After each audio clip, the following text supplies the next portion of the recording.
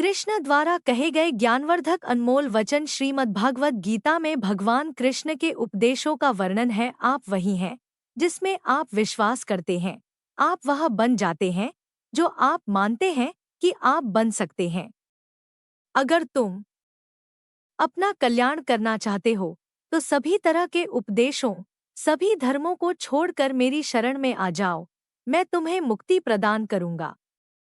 जिस इंसान के चारों तरफ नकारात्मक लोग रहते हैं, उस इंसान का मंजिल से भटक जाना तय है।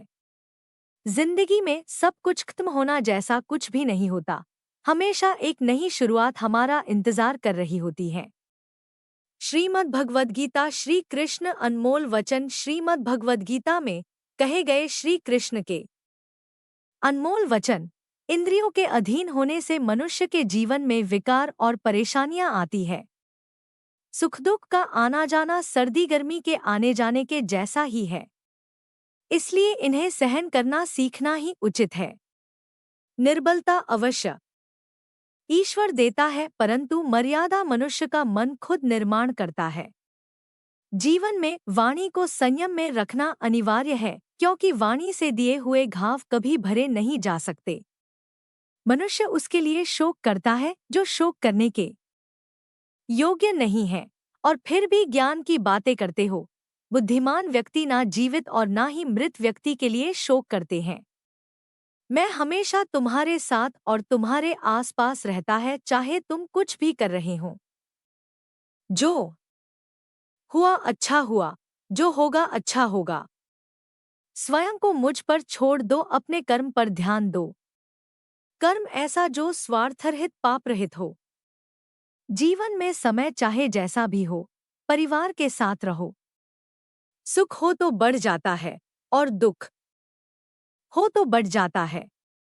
मोहग्रस्त होकर अपने कर्तव्य पथ से हट जाना मूर्खता है, क्योंकि इससे ना तो तुम्हें स्वर्ग की प्राप्ति होगी और ना ही तुम्हारी कीर्ति बढ़ेगी। श्री कृष्ण कहते हैं कि सत्संग ईश्वर की कृपा से मिलता है, परंतु कुसंगति में पड़ना मनुष्य के अपने ही हाथों में होता है। कृष्णा क्वोट्स इन हिंदी। महाभारत में कृष्ण के कहे 10 अनमोल वचन। यहाँ महाभारत के युद्ध में अर्जुन को दिए गए 10 अनमोल उपदेशों के बारे में बताया जा रहा है। कर्म का फल व्यक्ति को उसी तरह ढूंढ लेता है जैसे कोई बछड़ा सैकड़ों गायों के बीच अपनी मां को ढूंढ लेता है। इस संसार में कुछ भी स्थायी नहीं है। मैं सभी जीवों में विद्यमान हूँ। मैं चींटी में भी विद्यमान हूँ और हाथी में भी विद्यमान हूँ।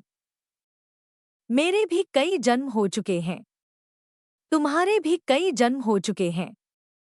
ना तो मेरा अंतिम जन्म है और ना यह तुम्हारा अंतिम जन्म है।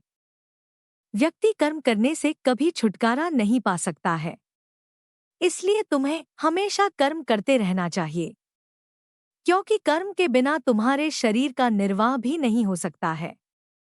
परिवर्तन ही संसार में स्थायी है, इसलिए परिवर्तन से नहीं भयभीत नहीं होना चाहिए। जो लोग दूसरों की सहायता करते हैं, ईश्वर उनकी सहायता करते हैं। जब यह संसार ही स्थायी नहीं है, तो इस संसार की कोई वस्तु कैसे स्थायी हो सकती है। आत्मा शरीर को वैसे ही छोड़ देती है जैसे मनुष्य पुराने कपड़ों को उतार कर नए कपड़े धारण कर लेता है। मन शरीर का हिस्सा है। सुख दुख का एहसास करना आत्मा का नहीं, शरीर का काम है। मान अपमान लाभ हानि गम और खुशी सब मन का खेल है। आशा है आपको ये कहानी पसंद आई होगा। यह वीडियो अपने दोस्तों और परिवार के साथ जरूर शेयर करें। ऐसे ही अन्य रोचक, ज्ञानवर्धक और आकर्षक कहानी के लिए हमारे साथ बने रहें। वीडियो पसंद आई तो वीडियो लाइक एंड सब्सक्राइब करें।